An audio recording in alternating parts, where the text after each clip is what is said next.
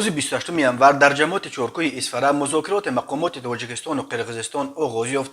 Ин музокирот дар пайи муноқишаи мусаллаҳонаи шаби 27 январ дар марзи Исфара бо ноҳияи Бодканди Қирғизистон аст ки аз ду тараф ду кушта ва дасти кам 21 захмӣ ба ҷо гузошт. ҳар ду нафари кушташуда сокинони мулкии Тоҷикистон мебошанд. Дар аксҳое ки аз ҷараёни музокирот нашр шуданд дида мешавад ки ҳайати Тоҷикистонро фармондеҳи қушунҳои марзбонии ин кишвар генерал Раҷабалӣ Раҳмоналӣ ва ҳайати Қирғизистонро раиси кумитаи давлатии амнияти миллии он кишвар Қамчибек Тӯшиев раҳбарӣ мекунад. Дар музокирот аз ҷониби Қирғизистон ҳамчунин раиси вилояти Бодканд Абдукарим Алимбаев ва аз тарафи Тоҷикистон раиси вилояти Суғд Раҷаббой Аҳмадзода, шаҳрдори Исфара Баҳовиддин Баҳодурзода низ дида мешавад.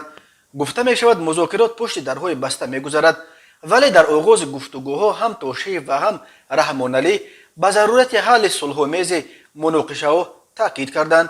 Вазъият дар марзи Тоҷикистону Қирғизистон шаби 27 январ якбора бад шуд.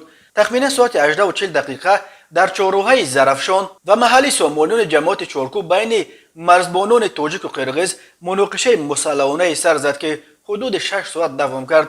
Дар ин муноқиша аз ҷониби Тоҷикистон 2 нафари мулкӣ кушта ва 10 нафари дигар аз ҷумла 6 низомӣ ва 4 нафари мулкӣ захмӣ гардиданд. ҷониби Қирғизистон гуфт дар муноқишаи ахир дар марзи Бодканду Исфара аз ҷониби аҳолӣ ва ҳарбиёни қирғиз касе кушта нашуд, вале 11 ҳарбии қирғиз тир хӯрданд. Дар натиҷаи музокироти шаби гузашта тарафҳо дар мавриди оташбас, берун кашидани нирӯҳои иловагӣ ва кушодани роҳҳо ба тафовуқ расиданд. ҳар ду тараф мегӯянд дар ҳоли ҳозир вазъ дар марзи Тоҷикистон бо Қирғизистон мӯътадил буда таҳти назорат қарор дорад.